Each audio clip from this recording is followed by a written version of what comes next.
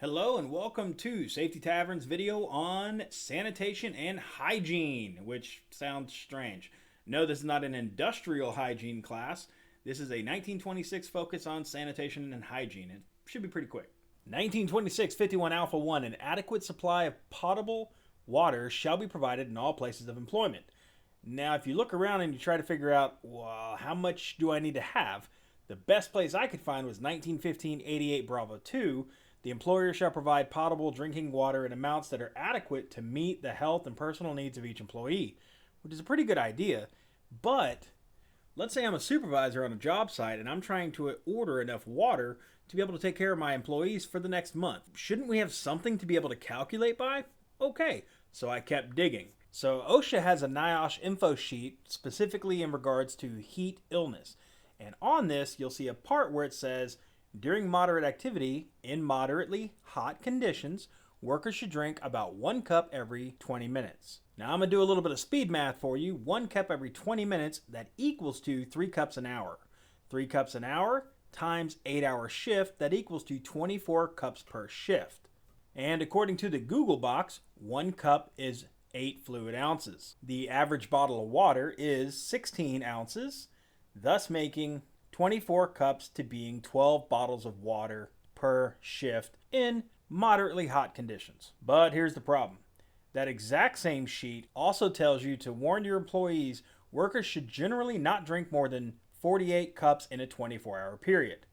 Now here we go, a little bit of speed math. Spread out over 24 hours, but wait a minute, you still got to give them 8 hours of sleep. That gives us roughly 16 hours a day to hydrate. 48 cups divided by 16 hours equals 3 cups an hour. 3 cups an hour times 8 hours equals to 24 cups per shift, which also equals to 12 bottles per shift. So, in essence, OSHA is saying that during moderately hot conditions, they're recommending 12 bottles of water per shift, but also the max is 12 bottles of water per shift. Now, granted, I'm being a little bit silly with this, but the main reason why I showed you all of this is because I want you to understand that OSHA cannot give you a formula because they don't know the work that you're doing. They don't know how hot it is. They don't know how hydrated your employees are going to continue being after work. They just cannot give you a formula. Land enough water for your employees. 1926 51 Alpha 2, portable containers used to dispense drinking water shall be capable of being tightly closed and equipped with a tap. Water shall not be dipped from containers. 1926 51 Alpha 3, any container used to distribute drinking water shall be clearly marked as to the nature of its contents and not used for any other purpose. 1926 51 Alpha 4, the common drinking cup is prohibited. This is what they're talking about when they say common drinking cup, this exact thing. Taking this cup, getting you a drink, and the next person in line uses the exact same cup. Common drinking cup.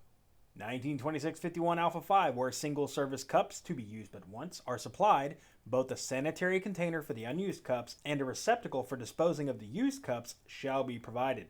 1926 51 Charlie 1, toilets shall be provided for employees according to the following table. 20 or less, 1. 20 or more, 1 toilet, 1 urinal per 40.